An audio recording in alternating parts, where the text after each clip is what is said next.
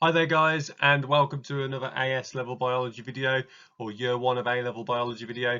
And today we're going to be looking at digestion of lipids and then digestion of proteins. So this is for AQA. It's only not a massive amount, but you do need to know this, obviously, quite a lot of details. So first of all, obviously the enzyme lipase is the main thing that digests lipids, as you'll have known from GCSE. But there is pre-digestion that happens in the stomach, and what happens is the solid lipids are churned into a fatty liquid of fat droplets, but they're not digested. So digestion, if you ever breaks large molecules into smaller molecules, this isn't making any change to the molecules, it's just making droplets of fat. And then in the lumen of the small intestines, that is where bile salts are added, and the bile salts then do emulsification, which they makes lipid droplets makes the lipid globules into tiny droplets, and that increases the surface area to make lipase be able to get to the substrate of lipids more easily. And also, as we know, it neutralizes the stomach acid, and then lipase is released by the pancreatic duct into the small intestine.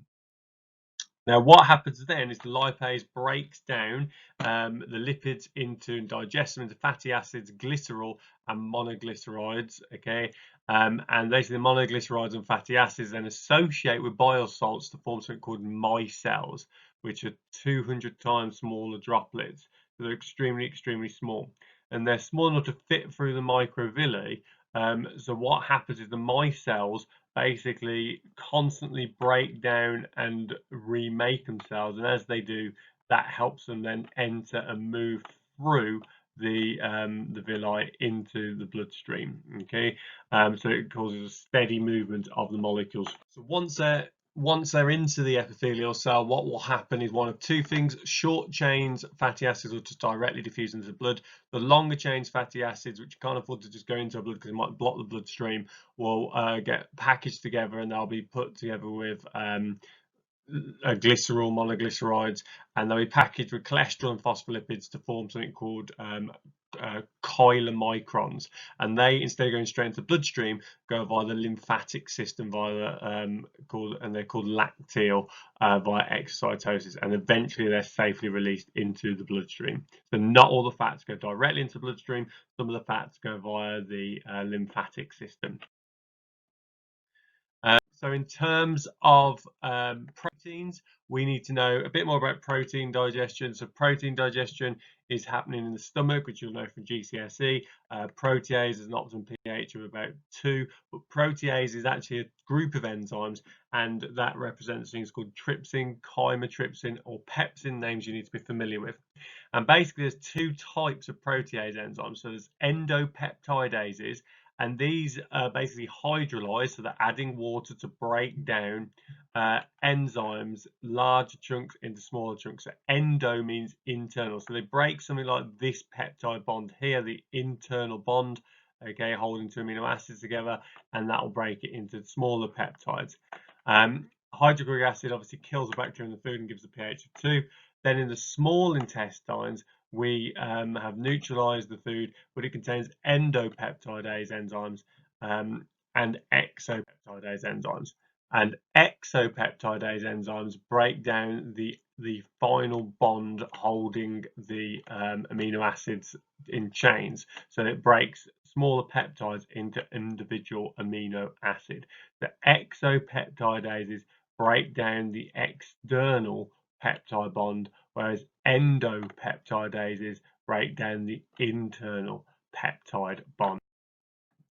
Now, in terms of protein absorption, this is very similar to glucose absorption.